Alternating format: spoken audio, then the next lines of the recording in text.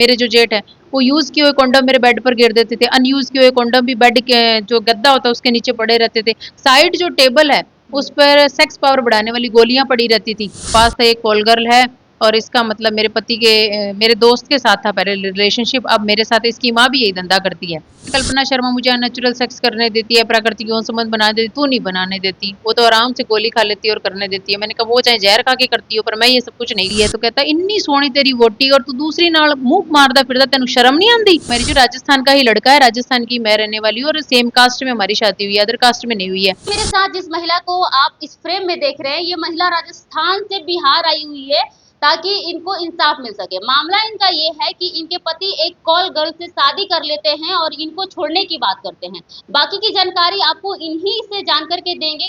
राजस्थान से, राजस्थान में श्री गंगानगर जिला सूरतगढ़ से। अच्छा, क्या है आपका मामला, क्या है? देखिए मेरी शादी हुई थी 2018 में, 12 दिसंबर 2018 को। शादी के अगले दिन मुझे मेरे पति की सच्चाई पता चली। मेरे पति के मोबाइल में मैसेजेस आ रहे थे, मतलब पासवर्ड था फिर भी मैसेजेस आ रहे थे, गंदी गंदी गालियां थी उसके अंदर। जो नोटिफिकेशन आता ना ऊपर हेडिंग से आती है, वो थोड़ा थोड़ा मैं पढ़ पा रही थी।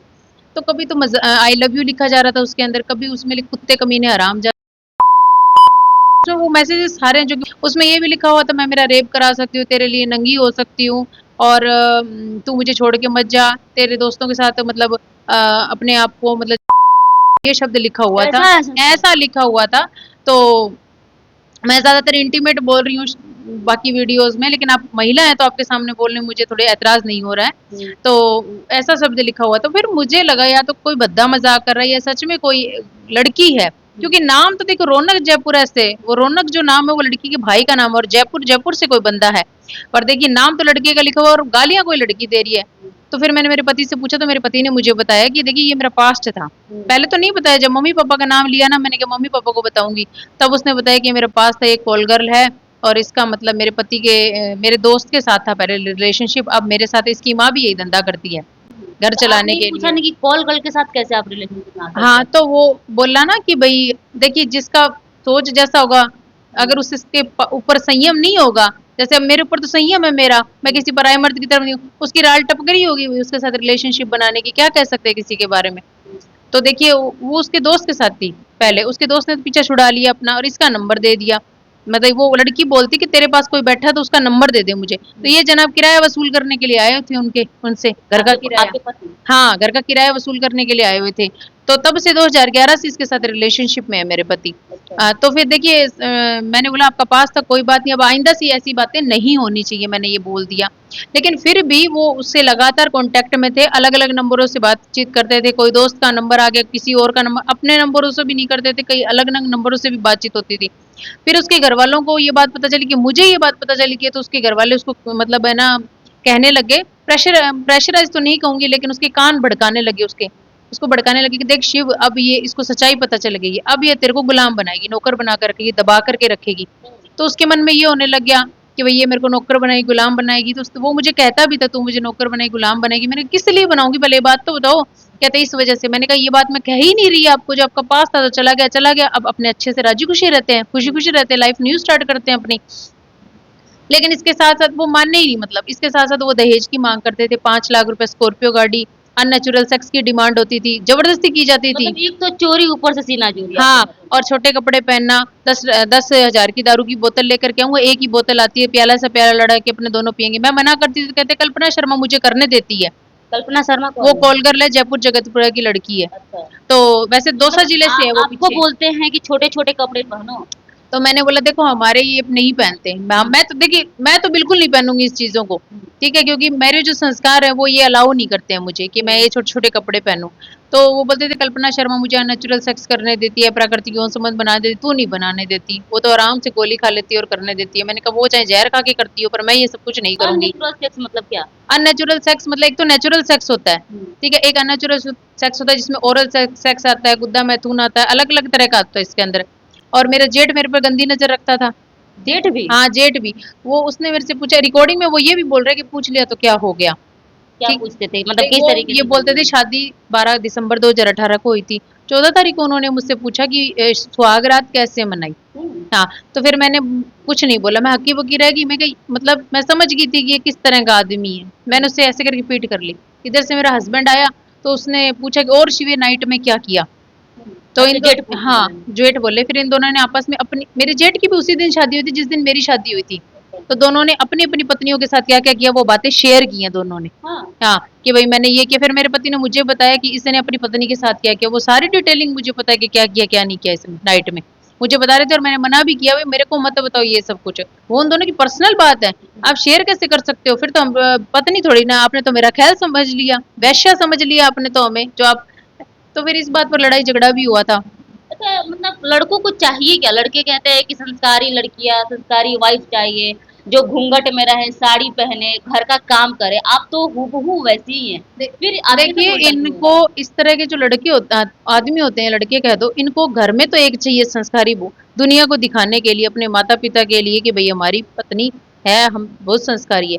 बाहर इनको मौज मस्ती करने के लिए, अपने जो दोस्तों में है ना दिखाने के, अपनी पी बनाने के लिए ना एक अय्याश लड़की चाहिए होती है इनको, छोटे छोटे अद्धे नंगे कपड़े पहने, वहां भी इनको अपनी वो पर्सनैलिटी बनानी होती है कि देखो हम ऐसी लड़कियों के साथ रहते हैं, ये लड़कियां ऐसे कपड़े पहनती है, मॉडल है, वो है वो है। तो ये डबल स्टैंडर्ड जिंदगी जीते हैं ये लोग। मेरे सास ससुर को जब ये बात पता चली कि मुझे ये बात पता चली है, तो वो मुझे प्रताड़ित करते थे, मारपीट करते थे, गाली गलौज करते थे, दहेज की मांग करते थे।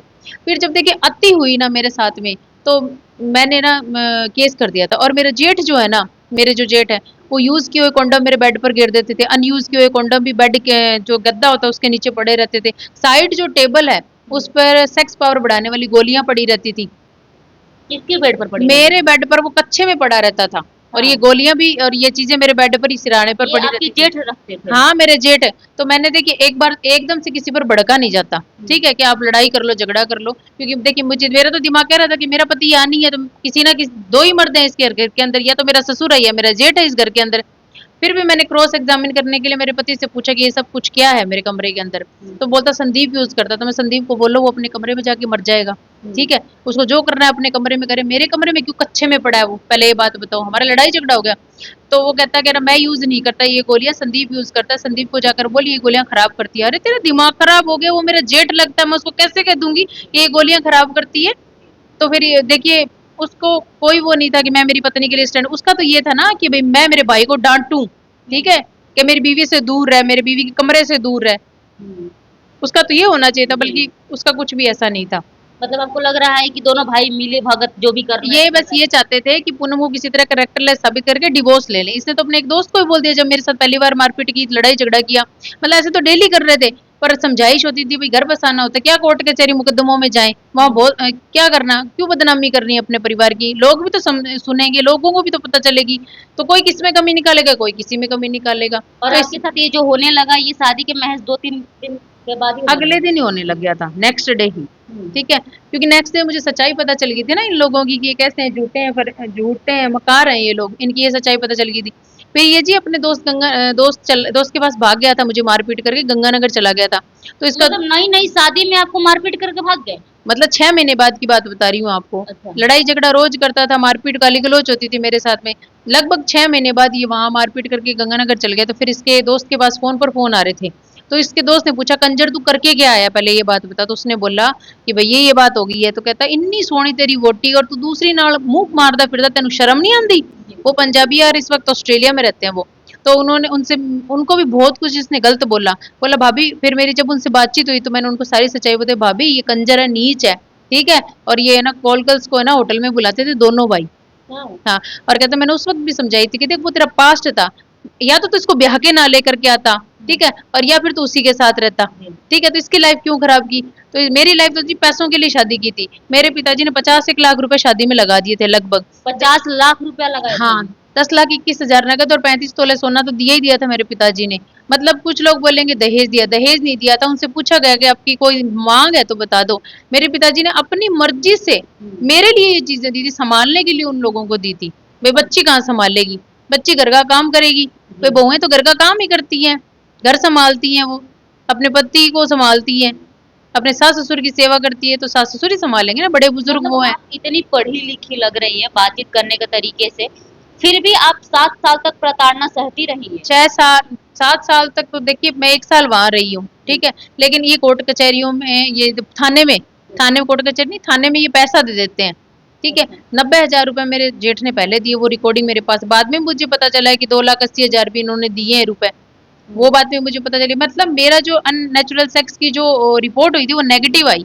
इन्होंने पैसे दे दे के काम करवाए, और इनकी राजनेताओं से और पुलिस डिपार्टमेंट में भी इनकी जानकारी, क्योंकि मेरे ससुर हैं वो जेलर रह चुके हैं, तो उस चीज का ये फायदा उठाते हैं। आप पढ़ी लिखी कहाँ तक हो? मैं ग्रेजुएट हूँ, किस चीज?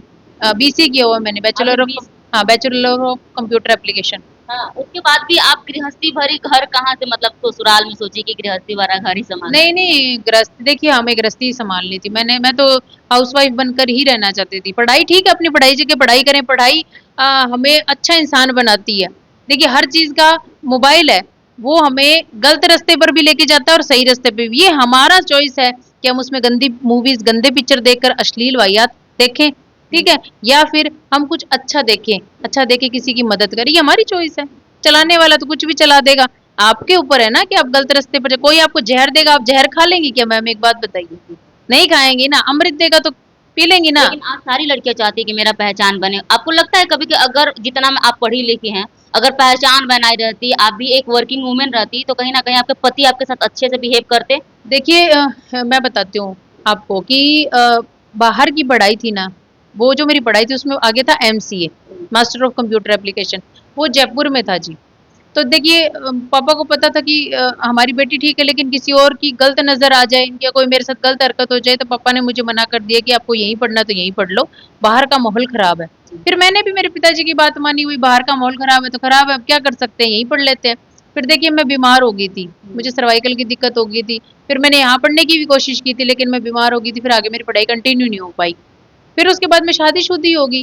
अरेंज मैरिज है आपकी? हाँ अरेंज मैरिज हुई थी मेरी, कोई लव मैरिज। राजस्थान का ही लड़का है, राजस्थान की मैं रहने वाली हूँ, और सेम कास्ट में हमारी शादी हुई है, अदर कास्ट में नहीं हुई है। अब मेरे पति ने 2021 में उसके साथ शादी कर ली, कल्पना शर्मा के साथ। 2021 में शादी भी कर ली? हाँ शादी कर ली, उसका भी केस चल रहा है, और पुलिस ने माना है कि इसने शादी की, और लिखे हुए कागज है मेरे पति के साथ में, पति का लिखा हुआ लेटर है कि मैं बोली से दूसरी शादी करूंगा। पूनम का मेरी सैलरी पर कोई हक नहीं है। हाँ।